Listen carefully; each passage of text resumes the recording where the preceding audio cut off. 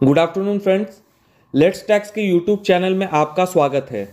आज हम बात करेंगे एक ज़बरदस्त सेक्शन की जिसकी एंट्री बजट 2022 में हुई है, सेक्शन 194R, जिसको जानना बहुत ज़रूरी है।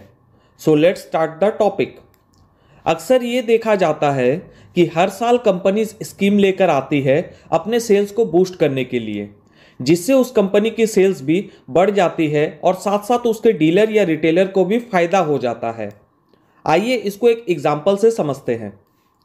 मान लीजिए एक सीमेंट फैक्ट्री है XYZ लिमिटेड, जो अपने डीलर्स को या रिटेलर्स को एक टारगेट देती है कि अगर आप इतने बैग सीमेंट खरीदोगे तो आपको कैश इंसेंटिव या फिर कार या फिर फॉरेन ट्रिप मिलेगा, जिसको डीलर्स फुलफिल कर लेता था और साथ ही इंसेंटिव क्लेम कर लेता था, चाहे वो कार हो या फॉरेन ट्रिप या कुछ और बेनिफिट। पर इस बेनिफिट को डीलर अपने इनकम में नहीं दिखाता था और साथ ही कंपनी इस गिफ्ट को खर्चे में क्लेम कर लेती थी। पर इनकम टैक्स एक्ट के अंदर जो सेक्शन 28 है वो साफ शब्दों में कहता था कि अगर आपको ऐसी कोई बेनिफिट मिलती है वो आपको अपने इनकम टैक्स के रिटर्न में शो करनी होगी और उस पर जो भी टैक्स होगा वो पे करना होगा। पर लोग इसको अक्सर अनदेखा कर देते थे। पर सेक्शन 194 जो बजट 2022 में इंट्रोड्यूस किया है, उसके आने के बाद अब ऐसा नहीं हो पाएगा, क्योंकि उस हर बेनिफिट पर कंपनी को TDS काटना होगा, नहीं तो कंपनी को उस खर्च की छूट अपने इनकम टैक्स में नहीं मिलेगी। और ये तो आप जानते ही है कि TDS काटते ही वो आपके 26AS में रिफ्लेक्ट होगा, जिसके लिए आपको देने होंगे टैक्स। आइए इसके बेयर एक्ट को पढ़ते हैं। Any person responsible for providing to a resident any benefit or perquisite, whether convertible into money or not, arising from business or the exercise of a profession by such resident shall, before providing such benefit or perquisite as the case may be, to such resident ensure that tax has been deducted in respect of such benefit or perquisite at the rate of 10% of the value or aggregate value of such benefit or perquisite। इसका मतलब कोई भी benefit, चाहे cash हो या kind, जो भी आप इंजॉय कर रहे हो, सब पर टैक्स लगने वाला है।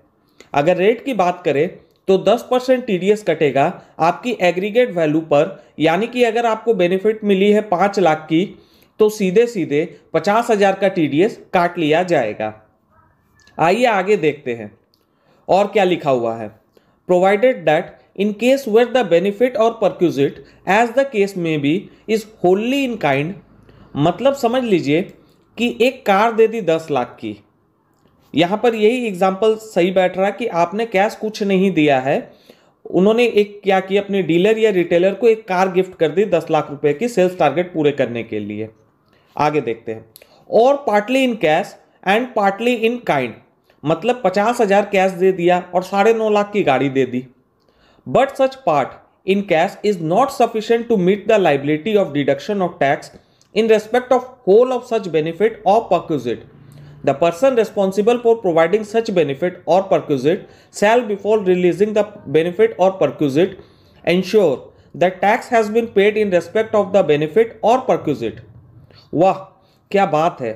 इसका मतलब सपोज कीजिए आपको 10 लाख की एक गाड़ी मिली, आपसे 1 लाख रुपए लिए जाएंगे TDS के लिए, फिर जाकर वो गाड़ी आपको हैंडओवर करी जाएगी।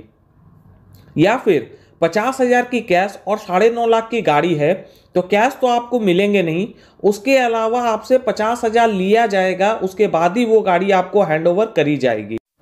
आगे देखते हैं। Provided further that the provision of this section shall not apply in case of a resident where the value or aggregate of value of the benefit or perquisite provided or likely to be provided to such resident during the financial year does not exceed 20,000 rupees। यानी कि अगर वो benefit पूरे साल में 20,000 तक की है तब कोई भी TDS नहीं काटा जाएगा। आइए देखते हैं किसको ये TDS काटना जरूरी नहीं है। Provided also that the provision of this section shall not apply to a person being an individual or a Hindu undivided family whose total sales, gross receipts or turnover does not exceed 1 crore rupee in case of business or 50 lakh rupees in case of profession during the financial year immediately preceding the financial year in which such benefit or the perquisite as the case may be is provided by such person। यानी कि अगर benefit देने वाला individual या HUF है और जिस साल वो बेनिफिट दे रहा है उसके पीछे साल उसकी बिजनेस की टर्नओवर 1 करोड़ को पार ना करे, या फिर अगर वो प्रोफेशन में है तो 50 लाख को पार ना करे, तो उसको टीडीएस अंडर सेक्शन 194(8) डिडक्ट करना जरूरी नहीं है। होप ये जानकारी आपको पसंद आई होगी। इनकम टैक्स एंड जीएसटी में अपडेट रहने के लिए चैनल को सब्सक्राइब करें और साथ ही साथ नोटिफिकेशन बेल को भी प्रेस कर दें ताकि ऐसी ही जानकारी आप तक सबसे पहले पहुंच सके। Thank you for watching.